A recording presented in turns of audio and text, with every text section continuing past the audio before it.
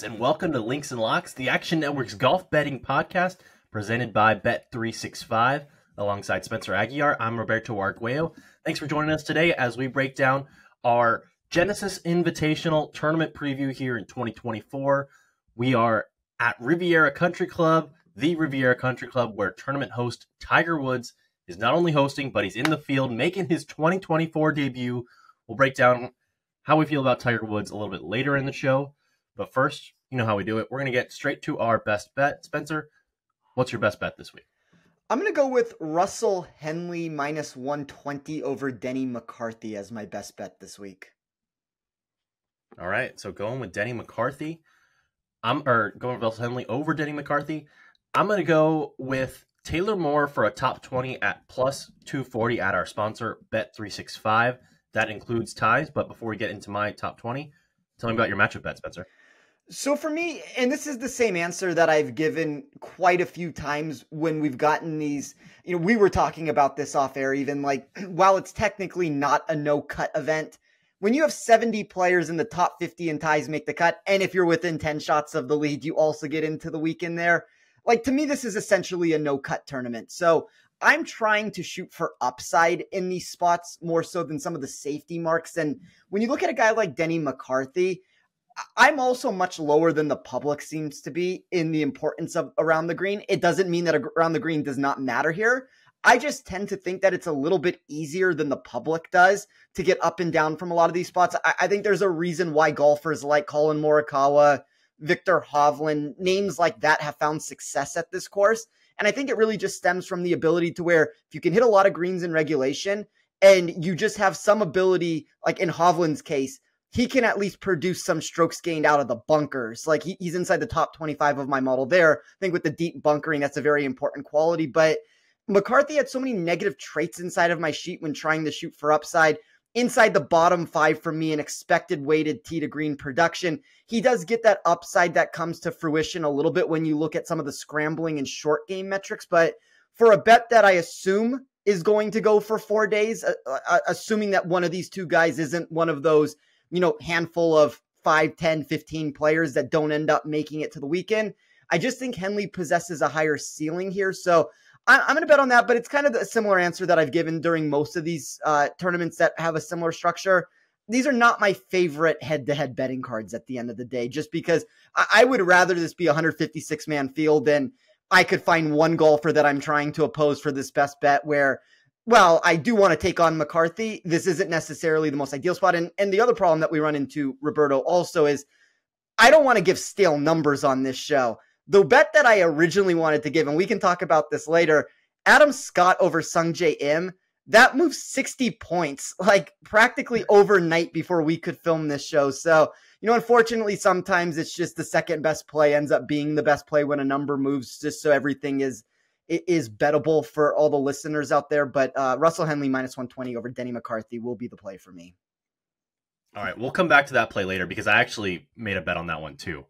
So I want to hear what number you got and why you bet it. But we know Adam Scott's one of the big movers this week, and for good reason. But we'll get into that in a little bit.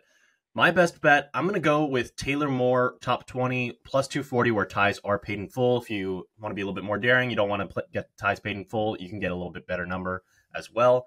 But Taylor Moore is somebody whom I'm pretty bullish on, and he tends to be a little bit streaky with his irons. He isn't an elite ball striker, but he is solid. He's above average on approach.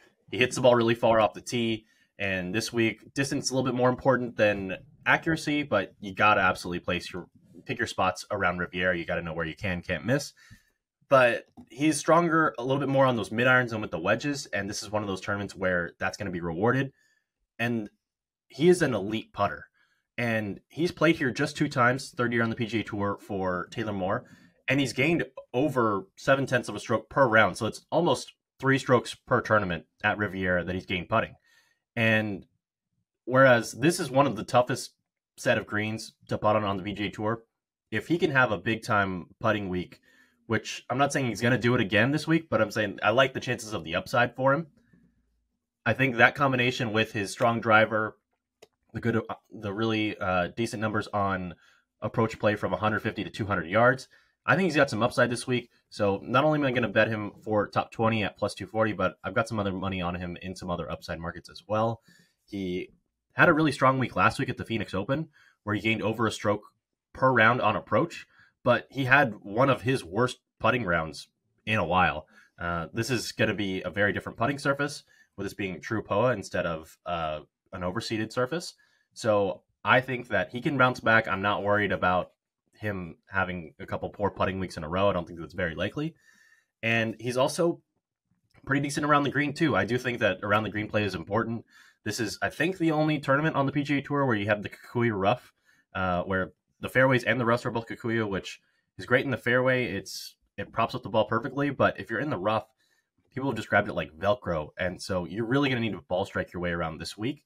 And I think that Taylor Moore has a couple different avenues where he can do a Victor Hovland, Joaquin Niemann type approach where he hits these lasers out there and then is on the green and he doesn't have to deal with the Kikuyu rough, but he can also get up and down and knock in some putts from who knows where, kind of like we saw Nick Taylor do last week, all over the place. So I like that he has a couple different avenues to winning or a couple different avenues to success.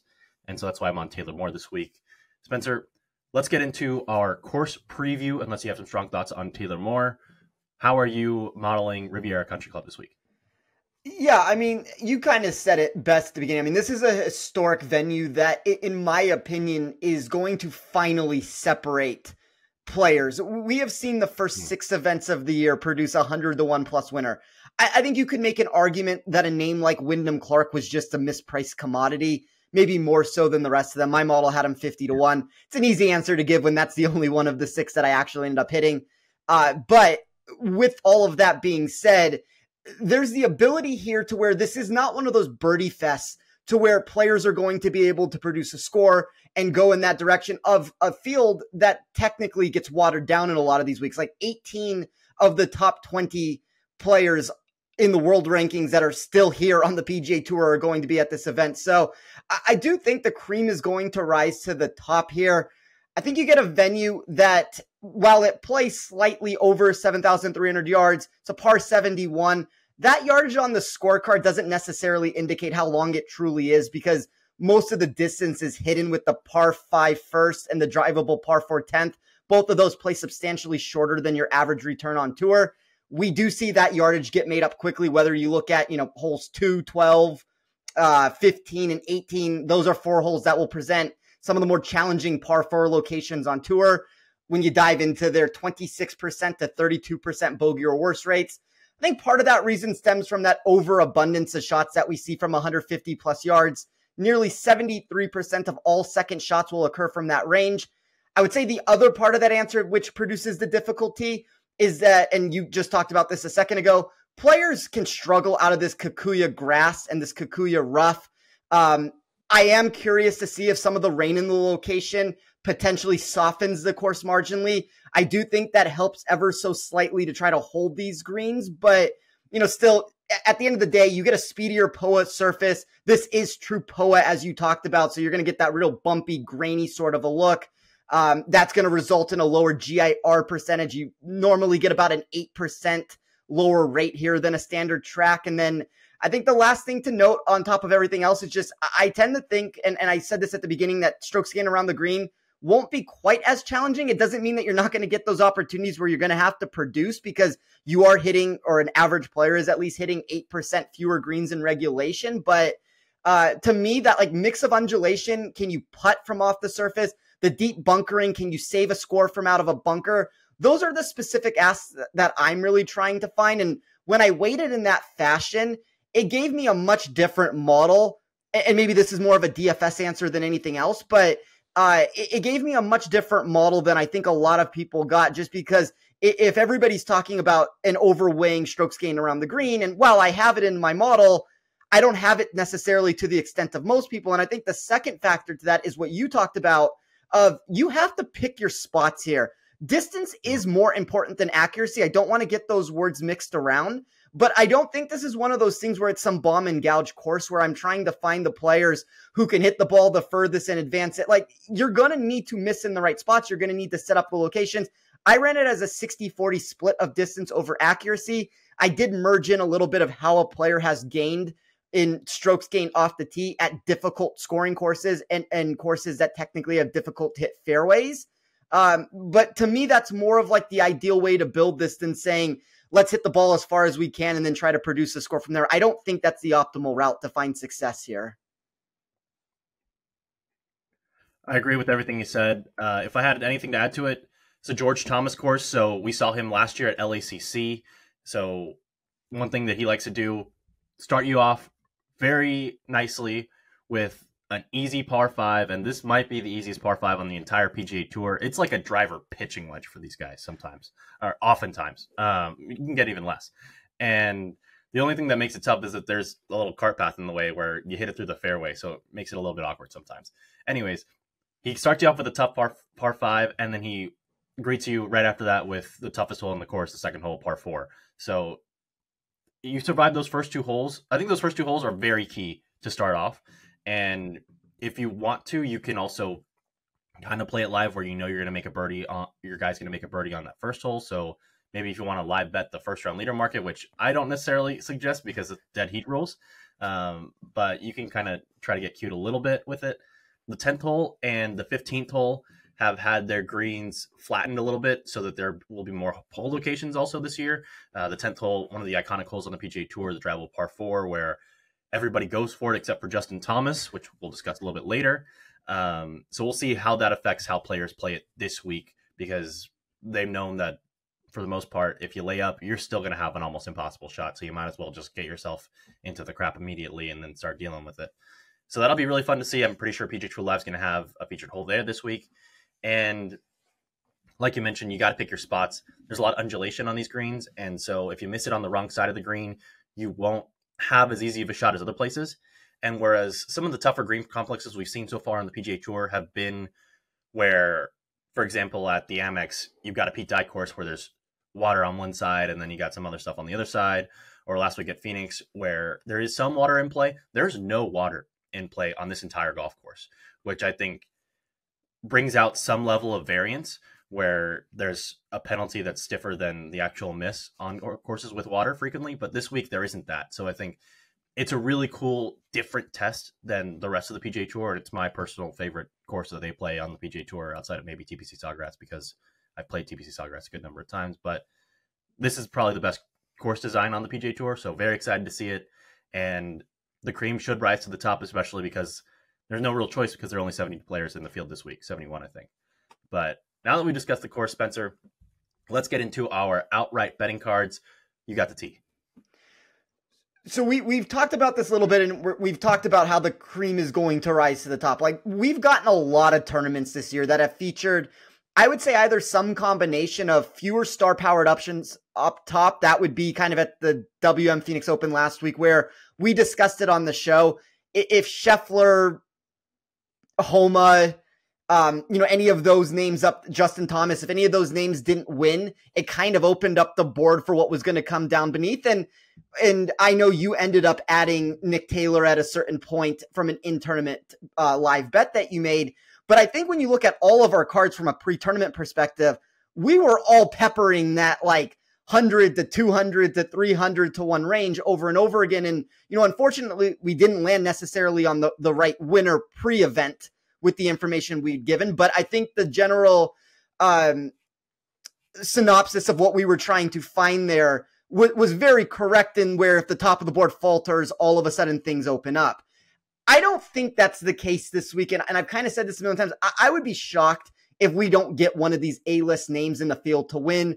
To me, like, really the furthest that I wanted to even consider down on the board was like the Siwoo Kim, Corey Connors, Bo Hostler sort of range, in that 60 to 81 range. Don't really necessarily have a problem with any of those, but I'm going to say that this is finally where we stop this triple-digit run that we've had of winners.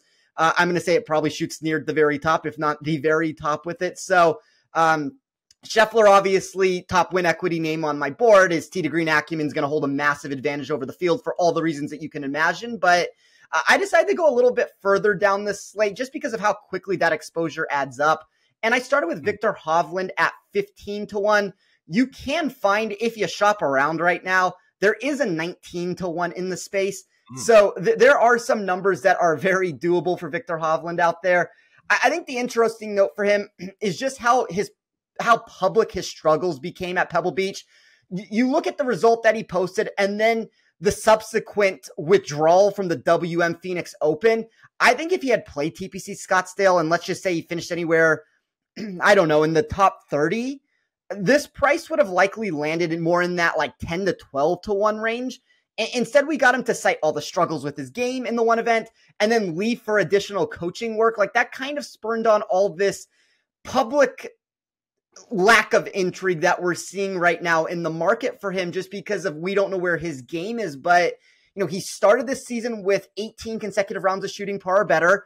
I think that's a very interesting note for a golfer who has not been hot to begin the year, but the results really have not been as poor as maybe they look on paper. Just a couple like even par rounds in rounds 2 and 3 at Pebble Beach didn't allow him to move up the leaderboard, and he dropped down compared to what everybody else was doing. But number one in my model when looking at Riviera Country Club in projected success, he's inside the top 7 of my model in 6 of the 8 categories I ran. That's going to include weighted proximity. He's a great player from out of the rough in general. Total driving, weighted scoring, the historical strokes gain on fast pull greens that he's put together. He's great on these long-term numbers of how do you gain strokes on challenging courses. Even with the struggles he's had, he's inside of the top 7 in my model over the past 20 rounds, which is not necessarily including everything, but it is including about half of what he's produced this year, or at least a third of what he's produced this year in strokes gained tee to green projection. So when you have a guy like Scottie Scheffler and Rory McIlroy that are 1 and 2 in projected win equity for me, but they're priced as such, like I'd rather just take the rebate with Hovland here at a price that I think he's gotten pushed up a little bit too far up the board at a venue that he's loved in the past. So I took him at 15 to 1, and then I closed what ended up being a 2-man card with Patrick Cantlay at 22 to 1. I wrote about this, Roberto, at Action Network. Like, there's been this heightened frustration in 2024 from the public. I think that's mostly stemming from this inflated pricing in the outright sector that we've gotten mixed with all of these poor results. I've always come on these shows and I've been a very big Cantlay supporter over like the last 2 years of doing content here. And I've always said the best time to bet him is when he stretches into that 20 to 22 plus range. Like that is more of where the value comes into play. We were never getting the proper price to bet him at these 12 to 1 numbers. And if he's going to be the one that drifts out a little bit further, I don't see a massive difference between him and Xander for him to be nearly double the price in a lot of these markets. I know the form, like if I'm actually comparing form here, I think his form is a little bit shakier than Hovland's. Like his tee to green return over the last 3 events has just been bad across the board in all areas. Like at least with Hovland, I can just point to the irons being what's been wrong for him, where I think if you look long-term with the irons, there's really not that concerns, and this is a really nice course for him. Obviously, that's why we're getting the price that we are with Cantlay currently, but inside the top 5 of my model for projected scoring on similar courses, inside the top 5 in fast POA scoring, and he's a great par 4 scorer from 450 to 500 yards. I think that's a really key point this week to salvage scores. I talked about that at the beginning during the course breakdown. Those are the holes that are going to be the ones where they're producing those massive bogey or worse rates. So if Cantlay can salvage a score there, produce birdies or better on the par 5s, you're going to have to score there. We always know Cantlay can score on the par 5s. I think this is a really nice track for him. Once again, in California, which is where he finds a lot of his success. So I think Cantlay's price just got a little bit too inflated. I think those all make a ton of sense. The thing for me on Hovland, I texted you yesterday. I was like, I haven't bet on Hovland yet. Among the guys who I haven't bet on, he's the one who scares me the most outside of course, Scottie Scheffler, because he has just such a high upside and he's going to hit the ball dead straight off the tee. He's going to hit the ball right at these pins. And the question for me is just how off was it and how much of a fix could he make the first time back in competition? Is there going to be some ramp up period? I don't know yet. I think I'm leaning toward betting it live. I have a really short card here too this week. I started off with Justin Thomas at 22 to 1. I think this is a good week where if you're just bullish on golfers, bet them this week in some fashion, maybe not necessarily to win if they don't have that type of upside, but JT's somebody who I think is going to win sooner than later. I don't want to miss out on it like I missed out on Nick Taylor last week after I bet him the week before. I'm on JT. If you look at you mentioned our early outrights article, I brought up some of his approach stats and maybe how some people might have forgotten how elite this guy was on approach play. Last year, he was 39th in strokes gained approach, which isn't terrible. I mean, it's very above average on the PGA Tour, but you consider that last year, 38 players beat him on approach. The previous 6 seasons, going back through 2017, only 18 players beat him on approach combined because he was no worse than 8th in any year. So really, really strong history of approach play for Justin Thomas. I think he is getting back into that form, and that hasn't necessarily been completely priced back in, because if Justin Thomas and Patrick Cantlay, for example, are firing on all cylinders, I'm going to take Justin Thomas all day long. I think that JT, specifically in 150 to 200 yards, which is key range this week, last year he was outside the top 85 in each of those buckets, but in the previous 4 years, he was inside the top 13 from 150 to 175 all 4 years. And from 175 to 200, he was inside the top 27 3 out of 4 years, and inside the top 45 all 4 years. So this is where he makes a difference with his iron play. We mentioned the Kikuyu Rough. JT knows this course. He probably played it with Tiger a million times, and he knows how to attack this course. He's somebody who can move the ball from left to right and right to left, which I think is very key this week, unless you can absolutely stripe it perfectly in the middle of the fairways, a la Victor Hovland and Colin Morikawa, guys who just find the fairway and hit lasers like pretty much nobody else can outside of Scottie Scheffler in from there. So I started my card with JT. Also mentioned in the article that his putting has been much better than it was a lot of last year. So this year so in his last 6 events, he's gained strokes putting 5 times, whereas in the previous 18 starts on tour, he gained strokes putting just 4 times. So significant improvement in putting. The iron play also has improved at the same time. I think there's significant upside there. He might be the second or third best player in this field, period. And so outside of Scottie, of course. So I like JT right now to strike, especially while some of the other guys at the top of the board have not played their best in recent weeks. So I like that. I'm going to keep an eye on Hovland in tournament to see how those strokes gained approach numbers are looking the first few holes. It's a weird start here with 1, 2, and then the 4th hole, the Redan, where everybody misses the green. So you really need to ball strike your way around this golf course. So we're going to figure out really quickly how Victor Hovland's doing. I hate to give out sale number, but I bet Adam Scott 40 to 1. If you find him at 35 to 1 or better, I would recommend betting him this week. He has as great of course history this week as anybody else at Riviera. Already has 2 wins, and he is in incredible form. In the last 6 starts, he's finished in the top 20 worldwide, all 6. 5 of those 6 have been top 8 finishes, including last week at the WM Phoenix Open. We don't have data for the 3 longest ones away. Only the 3 most recent ones we have data, because the other ones were on the DP World Tour in Australia. And in those recent starts, he's gained on approach significantly, including over a stroke and a half last week. So I'm really bullish on Adam Scott. Everybody else in the world is too, which is why his numbers moved down to 28 to 1 in some places. So I saw it bounce back up to 32, 35 earlier today. So definitely be sure to shop around if you want to bet on Adam Scott. But the putter has upside. He's got upside with the irons. The short game is the real question for him, but he's still above average there. And he should know this golf course as well as anybody else. Been around the PGA Tour for forever. I think that experience matters on this golf course a lot more than other ones on the PGA Tour. And so I really like Scott because of that. And then my third and final golfer on my outright card this week is Kurt Kitayama. Gave him out for last week in the outright market and for best bet, top 10. He did catch the top 10 at 6.5 to 1. But Spencer, I feel like all 3 of us, Nick, you, and I, all had a bunch of guys who were medium range to long shots, whom we bet, who all played well. Yeah. They just didn't win. They all finished between 5th and 25th. And I think this week is a good week to kind of attack those type of players for top 10, top 20 markets, where there won't be some outsized penalty if you hit it in the water on the 71st hole, like you could do at TPC Scottsdale. So I'm going to be playing some more Kurt Kitayama. I haven't quite figured that out if I want to do top 10 or top 20. I need to shop around. but I really like Court Kitayama. He last week actually had a little bit of a down week with the irons, and he putted well, surprisingly, because he hasn't been putting well very recently at all.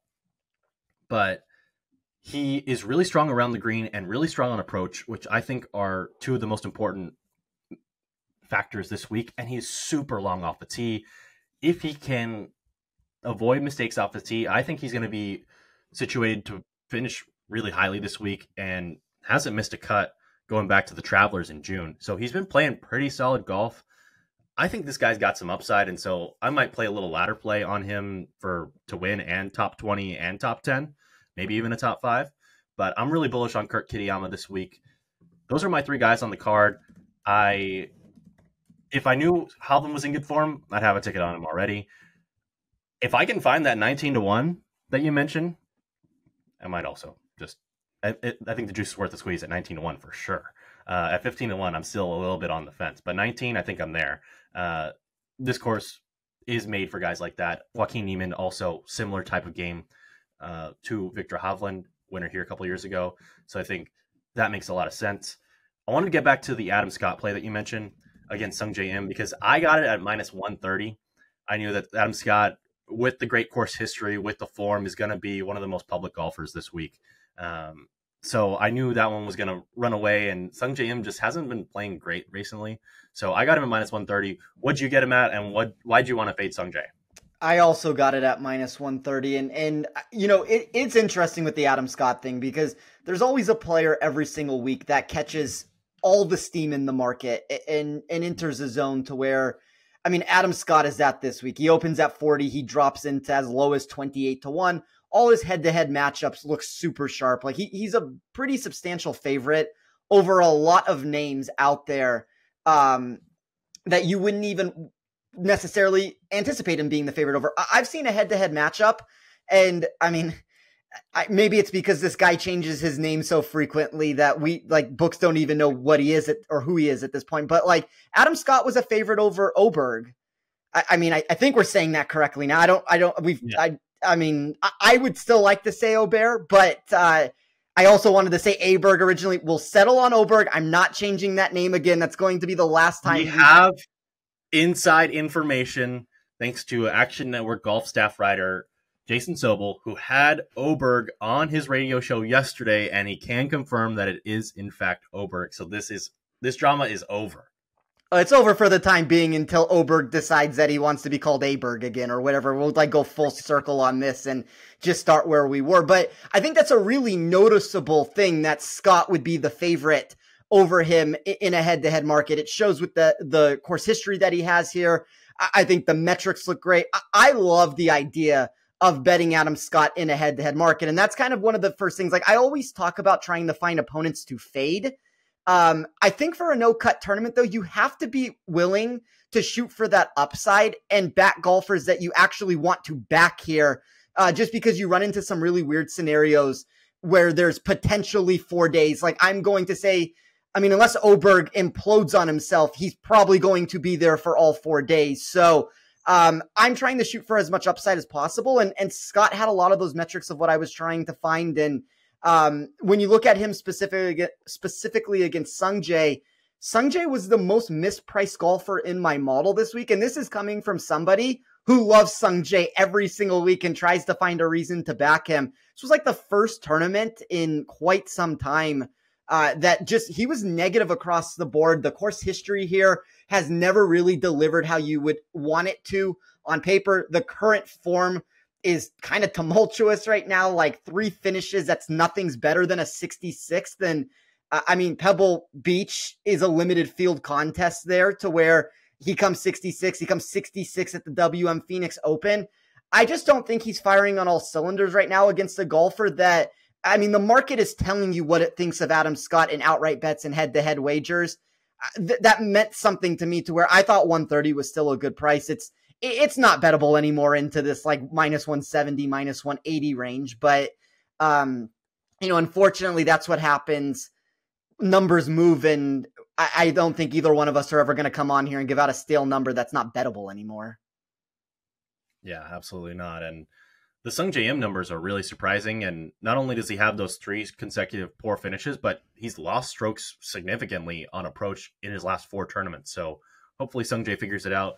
But once again, we're just a month removed from him finishing T5 at the Century, where he gained pretty much across the board except for around the green. So it's tough in these signature events because if you're fading somebody, it's one of these really good players, very much more likely than not. So Sung still has some upside, but you look at he's more accurate off the tee than he is long. He's not in very good form. The putter's been up and down, and he's lost strokes around the green in 3 out of 4 prior performances at Riviera. So not the perfect course fit, at least on paper so far for Sung Jae, but his talent is so good that he could overcome it. Yeah, I mean, and that's why at a certain point, too, the value is just gone in the number. Like, I'm not a big fan of, in a tournament where, I mean, I guess there's 2 ways to look at it. One, if you're likely getting 4 days, does that edge show over 4 days at some point rather than like a poor Adam Scott round that could have derailed things? I tend to think that the miscut is something that I would rather have into the mix. Historically, that has shown better for me if I can take on that downside early. But like, if you look at Sung Jae specifically, and you talked about the approach play, my model has him 28th in projected proximity on any course on tour. It has him 56 out of 70 players here for projected proximity at Riviera Country Club. That is a massive downturn for a golfer that already is not showing the quality of form that you would want to see with the iron play. That's like bad on top of bad against a golfer in Scott who I loved I know a lot of that was smoke and mirrors to where like it wasn't a true top 10 finish because he really made the run at the end on Sunday there.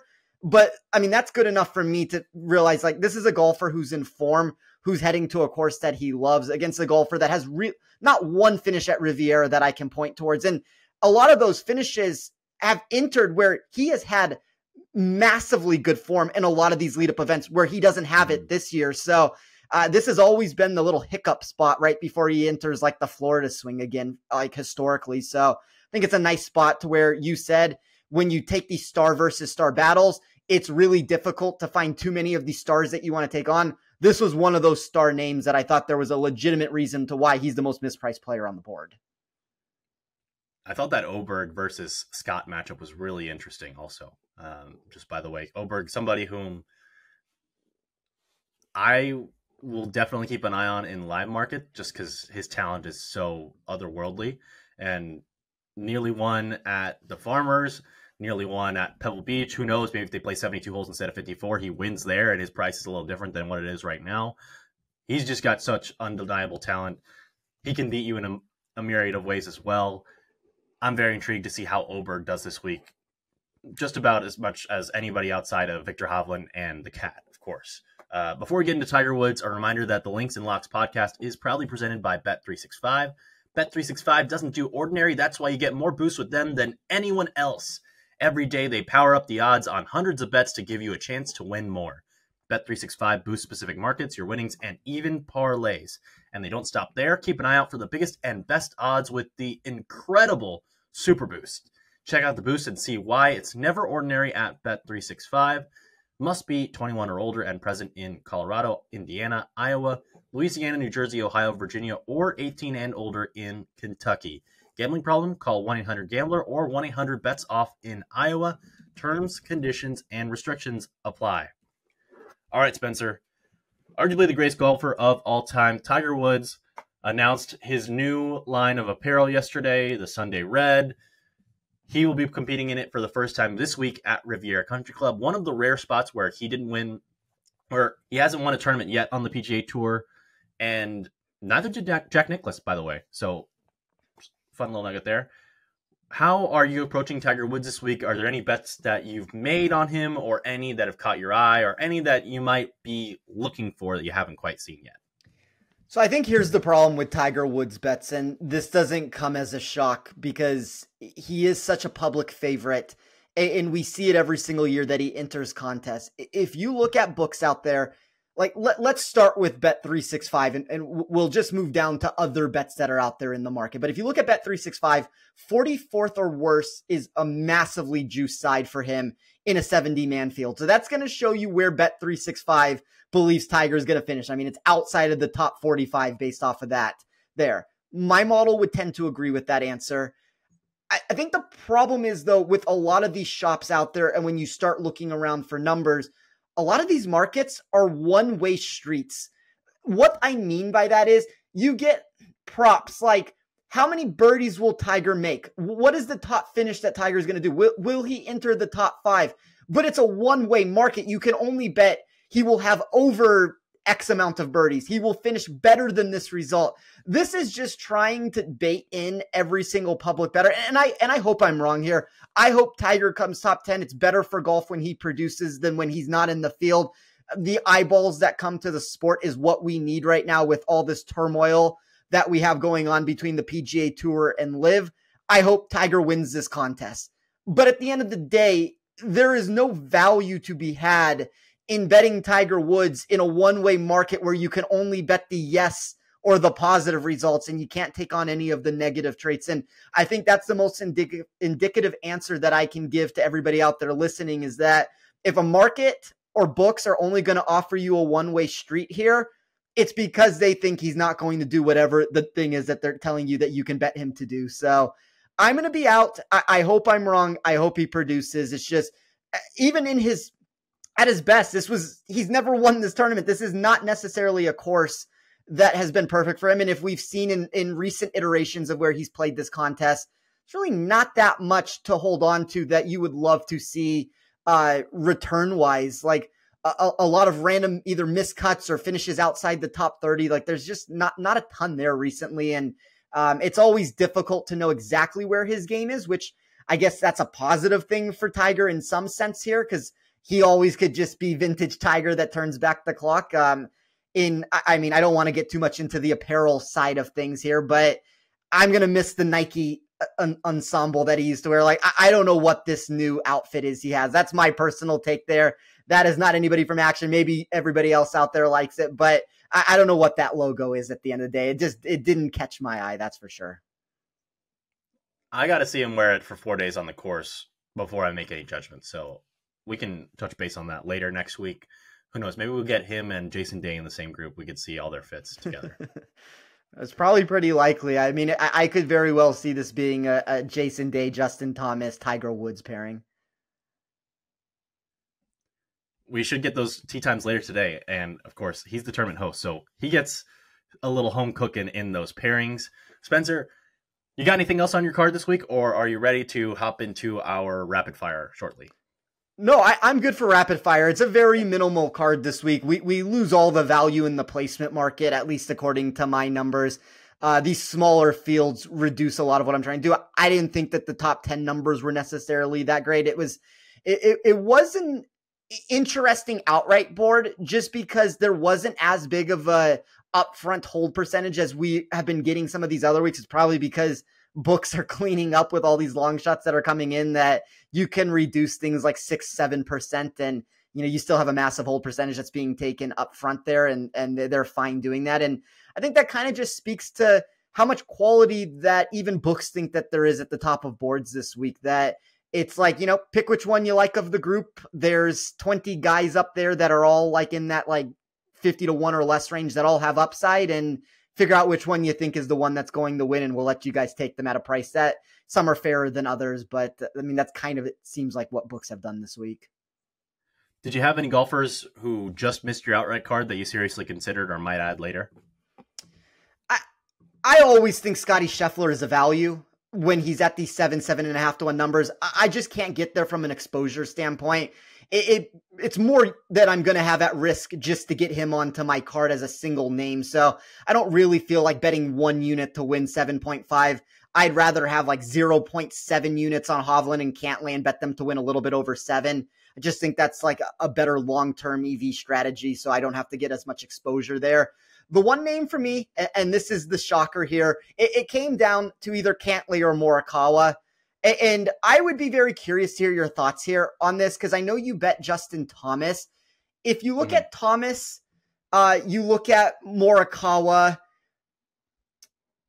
like, and you look at, I mean, maybe you're not on Cantlay, I guess, but like, is there a price where Morikawa would have been more intriguing for you than Justin Thomas? Is it just because his number opened up a little bit bigger earlier? 25-1 is always the number for me on Morikawa, where it's like, I have to bet him there because, especially on these golf courses with separate elite approach play. So I still have room on the card. I might add him if he gets to 25-1. In the 22 range, I think it's pretty fair. I do too. The putter always kind of makes me a little bit wary with Morikawa, and I just think that a lot of what he does well, Thomas also does well, and which is why I like both of them. They're both elite approach players.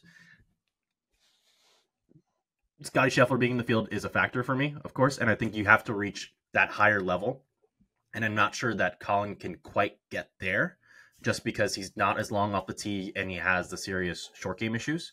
So, but with that being said, last time out, he gained almost a half stroke putting at Pebble Beach. Of course, only 2 rounds of track data there with the 3 rounds of the tournament, and had his best around the green performance in over a year. Didn't play that well on approach, but those were weird circumstances with the weather and the soft conditions, which I don't think helped him. If we get firmer and faster conditions, I think that also will help the cream rise to the top, which we haven't had the last few weeks with Pebble Beach and Phoenix last week.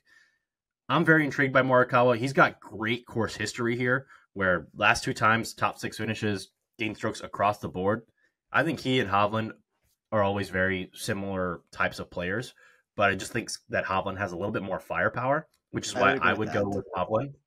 Yeah, so that's why I would prefer to have Hovland in my back pocket than Morikawa, but there's a price for everything. So if we get to 25-1 if I get 25-1 for Morikawa or 19-1 for Hovland, I'd probably lean toward the 19-1 for Hovland, but I think you're really splitting hairs there. And if I didn't have JT, I'd consider getting both of those guys.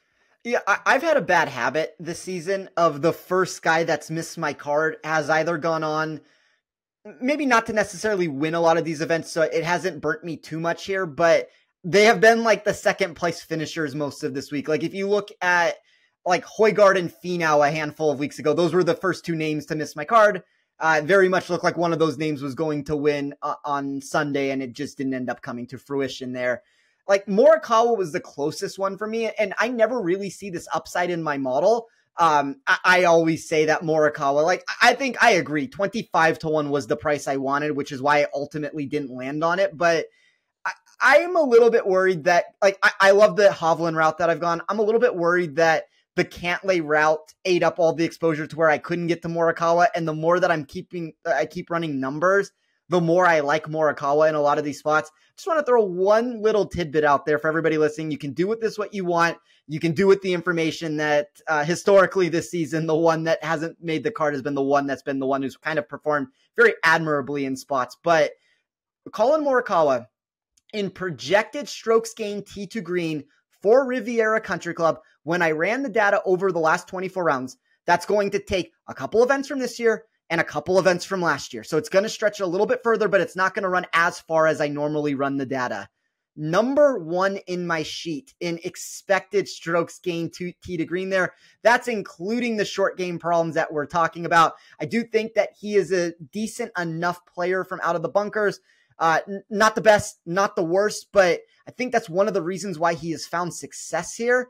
And his ability to hit greens in regulation, his ability to dominate with his irons, and truly his ability to find fairways to where, yes, like we would rather have players that have distance, which hurts him a little bit against a name like Scottie Scheffler or some of these high-end marks when we actually have to talk about win equity here. I am very concerned that Colin Morikawa wins, and I'm sitting here and I'm like, I've done it again. I have left the name who has won this contest or nearly won this contest sitting on the sidelines. Also, a quick aside, you mentioned Victor Hovland a few times in the pod. Victor Hovland has done something really interesting over the last couple of years where I believe it's the 15th hole. It's a par 4 where it has one of the most penal bunkers on the right side of the fairway in the entire PGA Tour. And instead of taking that on as a guy who fades the ball, so it's probably going to be a little bit right if it fades too much unless he pulls it. Anyways, he has gone down another fairway adjacent to that hole and taken all bunkers out of play, and he still has an angle into the green.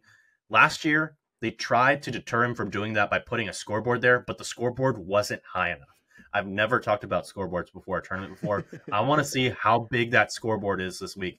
Are they building it up there? Do they put a tree there? What are they going to do? Are they going to keep them playing that way? That's an issue for pace of play because you got a whole other fairway and other groups in the way. I'm going to be very interested in that. Doesn't really have anything to do with my handicaps on Victor Hovland or anything else. Also wanted to mention just a couple guys who missed my card. Taylor Moore, 175. Thought about it, but given that I didn't bet Nick Taylor last week, I got some FOMO, so who knows? I could go crazy and add that later. Had a couple of guys at 60-1 that I also was considering. Siwoo Kim, Keegan Bradley, Nikolai Højgaard are all 60-1. Ultimately, I didn't bet any of them because Bradley... Ultimately, I didn't bet any of them because Højgaard doesn't have the course history any at all. So I'm going to sit this one out on him, but who knows? Maybe if he contends, get a live number on him, or if I find him in the right spot in the round. Siwoo Kim, I can only stand watching him miss so many putts. He switched back to the short putter, which I have no idea what kind of putter he's going to use this week. Maybe he'll be left-handed. And Keegan Bradley is somebody who intrigues me because he's played here a million times. He's just putted really poorly since basically 2017 here. I like his approach play. I think it plays here. If the putter can get hot, I think it could work. I had him at Sony, and I just don't know that he has the firepower this week. But Keegan Bradley is about as far down as I wanted to go outside of Kurt Kitayama, who I think does have that firepower, so I chose him instead. But Keegan's somebody whom I might play in who I wanted to play in the placement markets, but just because there aren't that many players, I don't love the numbers. For example, last week we had Kitayama 6.5-1 for a top 10. This week he's 5.5-1 in a much stronger field. So I don't feel like that's the best play in such a stacked field, especially when last week we mentioned that the top 2-3 guys were there, but there were going to be 7 other spots in that top 10 that were going to be wide open for the taking this week. I think it's going to be a lot more competitive, especially with no cut. So I'm laying off on Kurt Kitayama and those other top 10 plays for now, but maybe we'll get some kind of boost in the market later this week. All right, Spencer, we've got some time to go through the rest of the guys 50-1 or shorter here in our rapid fire segment. I'll give you an option on betting certain guys at different numbers, and you tell me who you'd rather have a ticket on. We discussed Scottie Scheffler already, so we're going to skip past him. Rory McIlroy's 11-1. Would you rather have a ticket on him at 11-1, Xander Schauffele at 17-1, or another Southern Californian in Max Homa, who's already won this tournament, at 19-1? I kind of like the upside numbers for Rory here.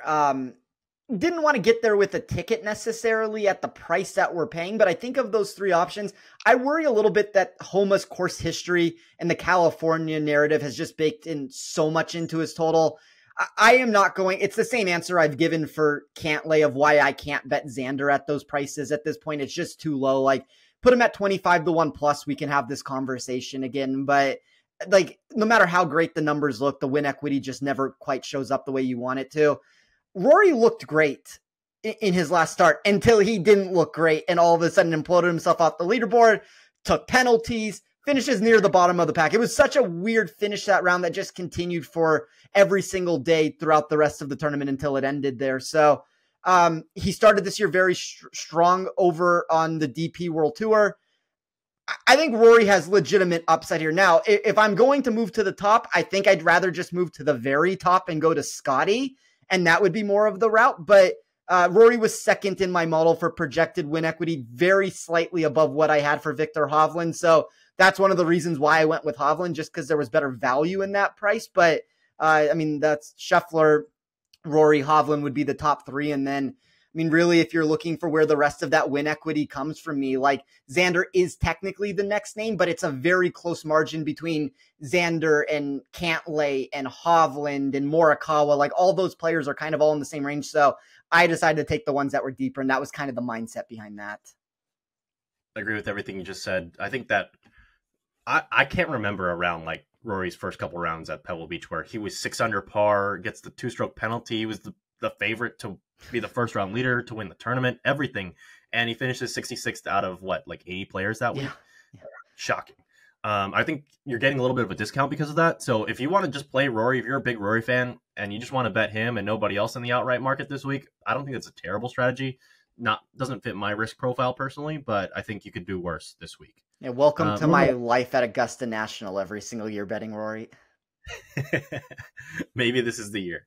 All right, moving along. We mentioned Cantlay, we mentioned JT, we mentioned Morikawa. So moving to Ludwig Oberg at 22-1, Sam Burns at 27, your boy Tony Finau at 30, and we'll throw in Jordan Spieth at 30 as well. Among those four players at those ticket prices, which one would you most rather have among Oberg, Burns, Finau, and Spieth? So I don't think he necessarily wins. I go on every single show and give him, but I continue to be very intrigued by Tony Finau. It's kind of the answer you gave for Siwoo, that you can't watch him miss another putt. And the one thing with Siwoo is at least you're getting it at prices that are more in like the 60 to 70 to 1 range. It's a little bit more like you can stomach that better than betting Tony Finau at 30 to 1 and watching every single putt miss in each direction. And he's dead last in my model over the last 24 rounds in strokes gained putting in this field. That is not what you want to see. But as I've always said, maybe he's a better top 10 or 20 bet for that reason. Players that are striking the ball well, they are the ones that end up spiking with the putter randomly and winning the golf tournament. I don't think we necessarily have the price in the outright market to take that chance just because the putter has been so cold. But he was one of those names in a placement market I did consider. I didn't necessarily see a price that I loved on him, but I would probably shoot it into a top 10 range just because of the erratic nature with his putter that he's had. I'd rather shoot for like maximum upside there than getting stuck and watching him come 22nd and, paying a low minus whatever it ends up being versus like, I'll take a plus number more in that like 2.5 to 3 to 1 range to get a top 10. Completely co-sign all of that on Finau. The ball striking numbers are awesome. The putting is not. Very interested to see how he does next week at the Mexico Open at Vidanta, where he is defending. And of course, last year was a 2-horse race between him and Rahm. Going to be really interested to see who's in that field next week, because they're going to have somebody replace Jon Rahm in that field among the top dogs. Is it going to be Rory, who didn't play last week? Is it going to be one of those other guys who didn't play last week? Because I think it's a big ask for Scottie Scheffler, for example, to play 4 straight weeks next week. Because this is the third week. I also think it's going to be a pretty good tournament from top to bottom, just with the way that this new schedule works. Like if you're not auto-qualified for some of these events, I think you're going to see, and we'll see what happens. I would assume Højgaard will probably be there. I would assume Min-Woo Lee should probably be there. Like you're going to get some of these names that are in scramble mode right now to try to make sure that they lock up some of these events moving forward. And it's very important for them to get points. So that's at least something to note too. Like the field could be decent. That's a huge Bombers course. So if you see somebody like an Oberg or a Højgaard this week who catches your eye, their number, whatever they open at next week, is probably not going to be there for very long. No. So just keep that in mind. That could be the Adam Scott of this week. I would agree with that. Moving along, we've got Tommy Fleetwood at 35-1, Sahith Theegala, who contended again this week at the WM Phoenix Open at 35-1, Cam Young, who I had on my card at 45-1 last week. He also, I forgot to mention, just missed my card, but I'm very intrigued by him. Might actually add him. I'm closer than anybody else. And Fitzpatrick, also 45-1. So Fleetwood 35, Theegala 35, Young 45, and Fitz 45. If you had a free ticket on one of those 4, Spencer, who would you pick? I think the Young number is fine. I saw enough from him last week to at least be intrigued. We always talk about Fleetwood's lack of win equity in some of these events. I mean, Cameron Young is starting to exhibit that even in a worse way in some of these positions. Like, I mean, anytime he sniffs the top of the leaderboard, things are going south for him. Like, at least with Fleetwood, he's had enough success in Europe to where he's closing out those events. Maybe the problems come in on the PGA Tour, but I like the numbers for Fleetwood this week. Maybe not at the price at 35-1, but inside the top 15 of my model in all iterations of how I ran it. I think there's a lot to like about his short game. I know I've reduced the impact of my inside of my model for the short game returns there, but even still, he graded very well. I think there's a lot to like about him here. I don't know if I necessarily believe he wins this tournament, but he's one of those names in that like 30 to 40 to 1 range. very similar to an Adam Scott in my mind, to where there's legitimate reason why they're priced the way they are. I think these guys are all really intriguing. I'd probably rather bet these guys in the 30 to 40 to 1 range than the guys past Morikawa between 23 to 1 and 30 to 1. I would agree there. Just because they have more complete games and they have more paths to winning, especially Theegala, Fleetwood, and Cameron Young. Cameron Young, by the way, really strong putting week last week, and we know he bombs the ball. Also T2 at this event a couple years ago when Neiman won, where he tied with Morikawa. So in that week where he finished T2, he gained over 4 strokes per round to the field. So that normally wins you a golf tournament on the PGA Tour, but wrong week for him that time. So he's not somebody who I'm out on in winning. I just think that he's got upside, and it all just depends on the number for him because it's tough for him to put together, but he's going to do it at some point, and he's going to do it at a big boy golf course too. So I'm very intrigued by Cam Young. I might add him to the card. Maybe we'll see if there's a wave advantage or something, or maybe you get cute, try to play before he makes a turn to number 1. Yeah. Moving along to 50 to 1, and we'll get you out of here because Jason Day's in this group. Tom Kim 50 to 1, Wyndham Clark 50 to 1, Jason Day 55 to 1, Will Zalatoris 55 to 1. We got a big unknown in Will Z. We got a youngster in Tom Kim. We got your former favorite player in the world, Jason Day, and we've got your new favorite player in the world, Wyndham Clark, 50 to 1. Who are you taking a ticket on? Favorites aside. I can't give Jason Day on a show anymore. Like I said this last week, breakups are difficult. I can't keep going down this route where I allow him back into my life. So it can't be a Jason Day answer here.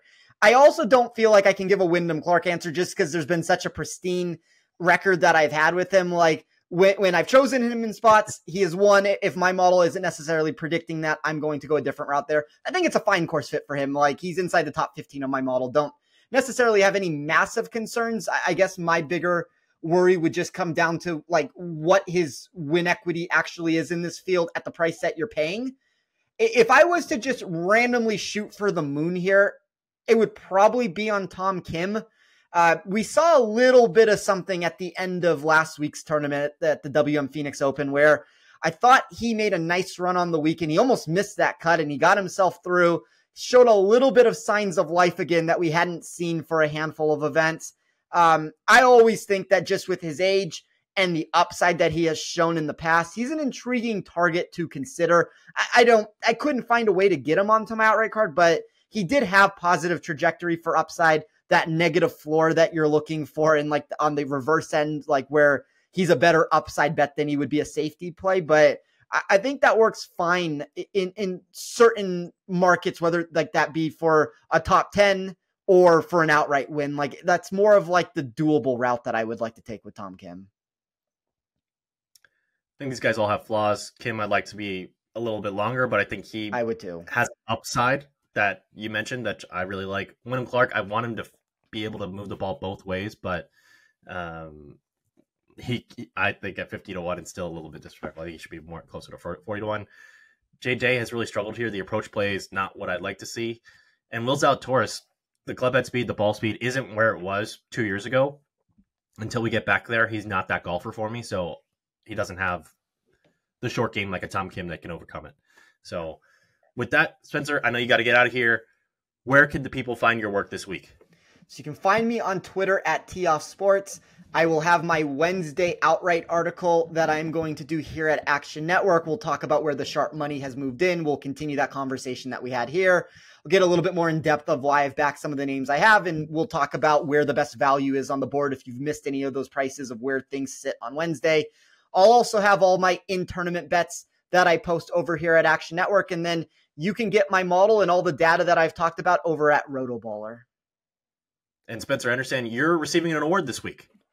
I'm going over to the FSGA convention, which is the Fantasy Sports and Gambling Association there. It's a gambling thing. It's a thing for Rotoballer that we are accepting for some of the work that we have done. So, very honored for everybody who does support my work over there and everybody who listens to this podcast here at Action Network. And, it's funny, Roberto, I'll tell the story really quickly before I get off. So I went to the convention last year and It was Best Podcast Network. That might not be the exact title of what the award was. And I'm sitting there and I'm watching all these other companies win all these awards. And I'm like, oh, well, this is disappointing. Like nothing is going to come home to the Rotoballer team when I'm there. And all of a sudden it's Best Podcast Network and it's Action Network. And I'm sitting there and I'm like, I feel like I may have just won. Like I have at least contributed enough to this with the shows that I do with Roberto and the shows that I've done with Jason Sobel that I'm at least 1% of that award. So while I wasn't the one that got to go on stage and accept it and do all of that, I do feel like I was there in honor for you, Nick, and myself and Jason Sobel and the rest of the team. We will gladly accept, and congrats on winning this week. And thanks for all of your great work. It's greatly appreciated. And of course, if you guys out there aren't already subscribe to Rollerballer as well. Check out Spencer's model that he releases every Monday. It has a wealth of information in there, which absolutely has made me a smarter, better. So definitely check that out. Of course, you can find all of our Action Network golf content on the app, on the web, anywhere you want it, and of course in podcast form. I want to give a big thanks to all of our producers who make this possible, producers Matt and Noah, and big thanks to everybody else at Action who makes this possible. So thanks for everybody for tuning in this week, and good luck this week at Riviera, and hopefully we get a Tiger Woods win, and of course we're going to add it live if he does. But thanks everybody, and we'll catch you next week in Mexico.